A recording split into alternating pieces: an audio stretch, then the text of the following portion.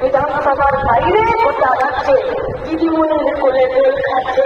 যদি ক্যাম্প থাকে তো স্পিকারের কাছে তাদের এমএলএ সিটগুলো ক্যান্সেল করার জন্য আবেদন করে আসুন, আওয়াজটাই হয়ে যাবে।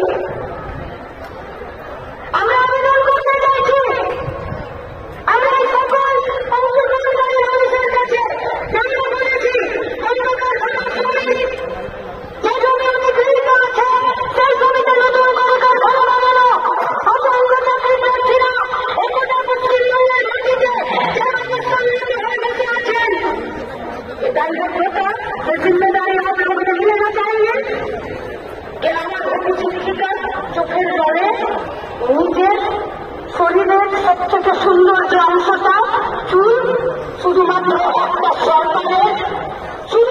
একটা সরকারের অপরাধটা আর চাকরিজীবী আর চাকরির জন্য শিক্ষিকারা তার জীবনের তার শরীরের তার সবথেকে বড় সুন্দর অংশটা সেটা অন ক্যামেরা ঘুরে করে নিজের চুলটাকে নামিয়ে দিতে বাধ্য হলেও তার চোখের জলে জিম্মেদারি নেই নেবে আপনার নেবেন না, নিতে হবে তো। যদি আমরা চাকরি না পাই তাহলে আপনার আমার বাচ্চারা সরকারি স্কুলে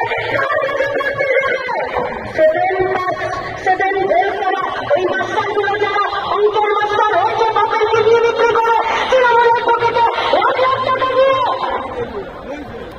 ভবিষ্যৎটা আমাদের, লড়াইটা আমাদের।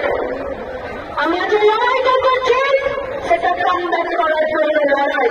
आप लोग जानते हैं कि ये T20 का मैच नहीं है, ये टेस्ट मैच है, लेकिन कभी कभी प्लेयर ऐसा भी होता है और उतरना पड़ता है।